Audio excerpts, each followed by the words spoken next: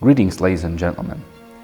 2022 marks the 350th anniversary of Peter the Great, the founder of the Russian Empire, an outstanding statesman who modernized Russia, which at the start of his rule had greatly lagged behind the Western countries, and transformed it into a major power. It is against this background that today we kick off with a new feature dedicated to Peter the Great's heritage in the history of our country. My name is Alexander Arefiev, I am press attaché of the Russian Embassy in South Africa. You are watching Russian History Virtual Tour Series.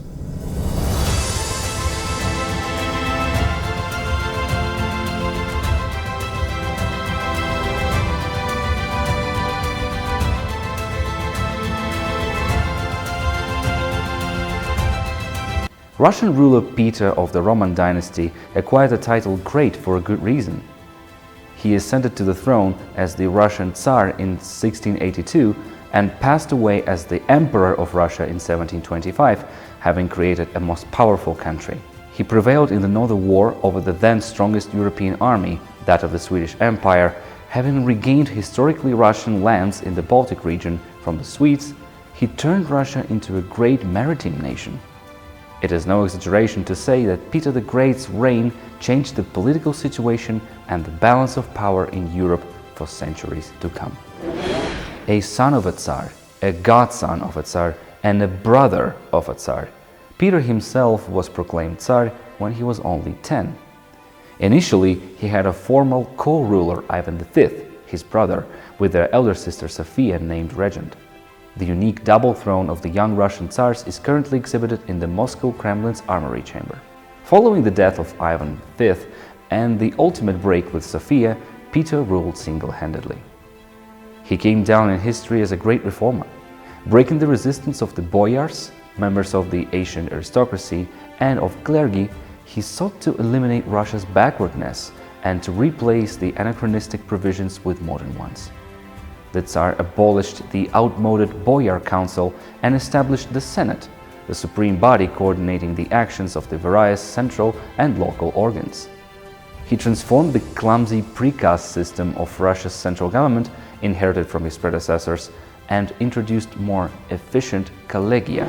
Peter is remembered to have founded Russian Navy and established a regular army on completely modern lines. The troops were equipped with flintlock firearms and bayonets of Russian make, uniforms were provided, and regular drilling was introduced. Obsolete cannons were replaced with new mortars and guns designed by Russian specialists or even by Peter himself. The army regulations adopted in 1716 were particularly important. They required officers to teach soldiers how to act in battle. As for the navy, Peter's reign saw the construction within a few years of dozens of battleships and hundreds of galleys and other craft. Thus, a powerful Baltic fleet of Russia was born. In order to provide armaments and to build the navy, metallurgical and manufacturing industries on grand scale were created. Peter was the first ruler of Russia to actively promote education, opening secular schools across the country and putting the sphere to a great extent under state control.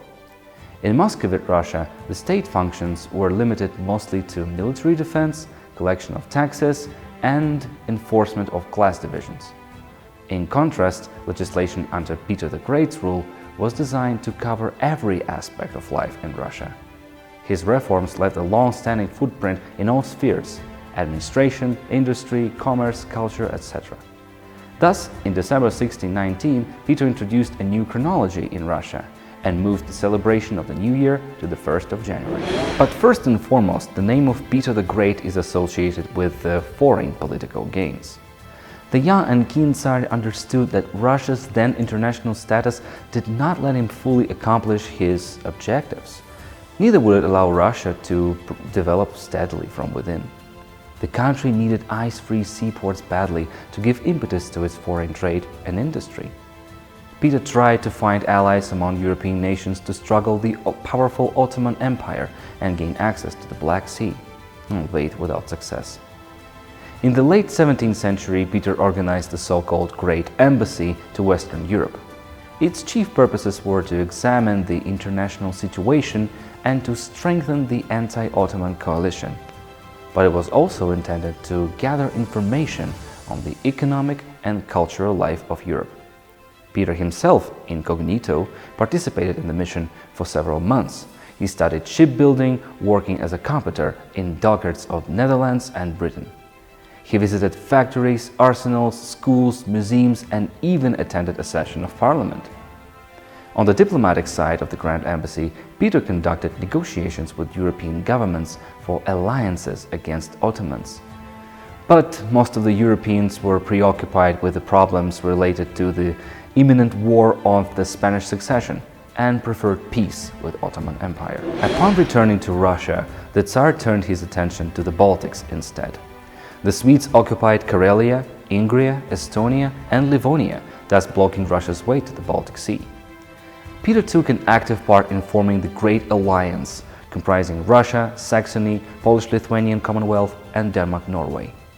The Great Northern War against Sweden saw many devastating engagements and glorious episodes, like the very first major victory of the Russian Navy in the Battle of Gangut, or Russia's triumph in the Battle of Poltava.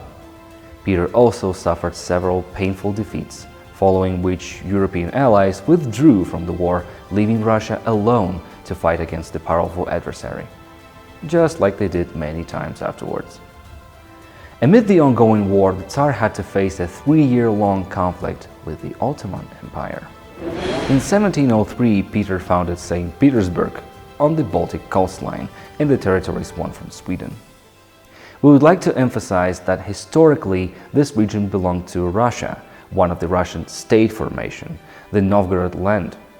However, during the time of troubles in early 17th century, Russia lost these territories following a direct Swedish invasion, and thus was cut off from the Baltic Sea. The Great Northern War lasted for over 20 years and concluded with the Treaty of Nystadt, signed in 1721. Russia regained Estonia, Livonia, Ingria, and part of Karelia, and finally got access to the Baltic Sea back.